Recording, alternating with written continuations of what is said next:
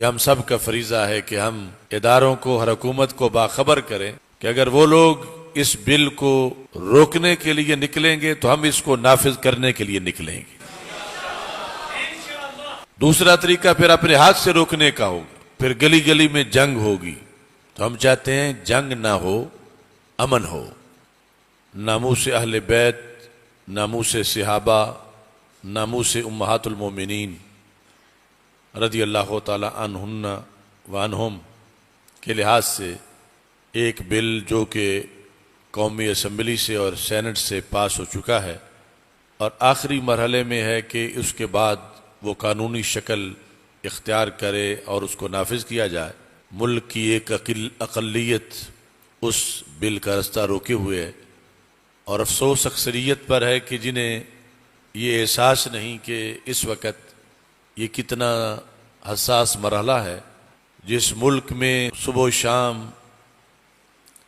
مجالس کے نام پر تبرع بازی کی جاتی ہو، اگر خود آپس میں خانہ جنگی سے بچانا یہ اداروں اور ارباب اقتدار کا ارادہ ہو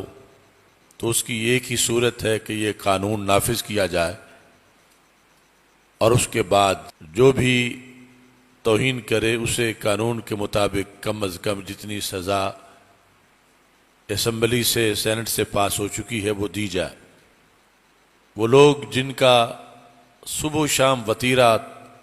صحابہ رضی اللہ تعالیٰ عنہم کی شان پر تبرہ بازی کرنا ہے،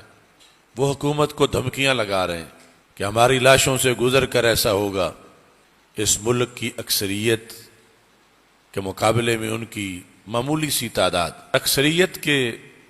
آستانے، مساجد، مدارس، تنظیمات، ان میں بہت تھوڑے ایسے ہیں کہ جنہیں احساس ہو کہ اب وقت ہمارے بولنے کا ہے۔ اور تو اور رہا جب سب سے بڑے صحابی حضرت صدیق اکبر رضی اللہ تعالیٰ عنہ کے خلاف اعلانیہ مغلظات بکے جا رہے ہوں، تو وہ کون سی پیری مریدی ہے کہ جو اس تحفظ کے رستے میں آڑ بنے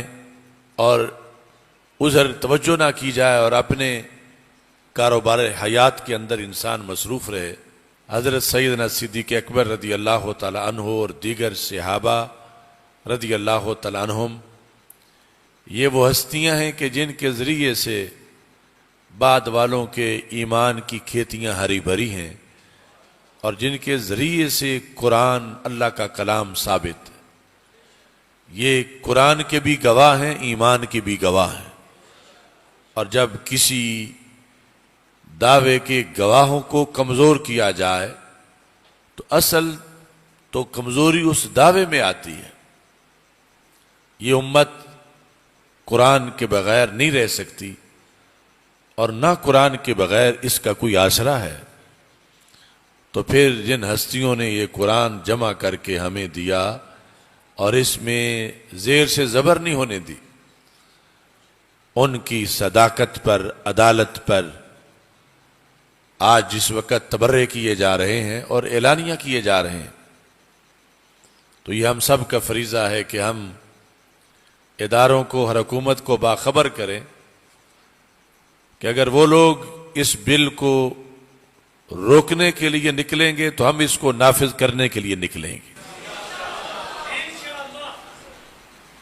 دوسرا طریقہ پھر اپنے ہاتھ سے روکنے کا ہوگا، پھر گلی گلی میں جنگ ہوگی۔ تو ہم چاہتے ہیں جنگ نہ ہو، امن ہو، اور امن تب ہی ہوگا جب مقدس ہستیوں کا احترام ہوگا۔ وہ مقدس ہستیاں اہل بیت اطہار رضی اللہ تعالیٰ عنہم ہوں یا صحابہ کرام رضی اللہ تعالیٰ عنہم، وہ امہات المومنین رضی اللہ تعالیٰ عنہن کی ہستیاں ہوں، ان سب کا ادب اور احترام شریعت میں فرض ہے، اور اہل سنت اس فرض کی ادائیگی پر یقین رکھتے ہیں، اور اہل سنت آداب کے تقاضے پورے کرتے ہیں۔ لیکن دوسری طرف سے ایسا ٹولہ کہ انہیں ابو جال کو گالی دینے میں دلچسپی نہیں، انہوں نے کبھی بھی ابو جال پہ لعنت نہیں کی اپنی مجلس میں، انہوں نے کبھی بھی ابو لہب پہ لعنت نہیں کی، انہوں نے کبھی بھی عتبہ اور شیبہ کو گالی نہیں دی. وہ جب بھی بھونکتے ہیں تو حضرت صدیق اکبر کو بھونکتے ہیں، حضرت فاروق اعظم رضی اللہ تعالیٰ عنہ کو بھونکتے ہیں، وہ امہات المومنین کو بھونکتے ہیں. یعنی اگر ان کا ٹیسٹ گالی والا ہے تو پھر جو واقعی دشمن ہیں گالیوں کے، وہ مستحق ہیں اور سب سے بڑی ہستی کے دشمن ہیں، یقیناً دشمن ہیں، ان کو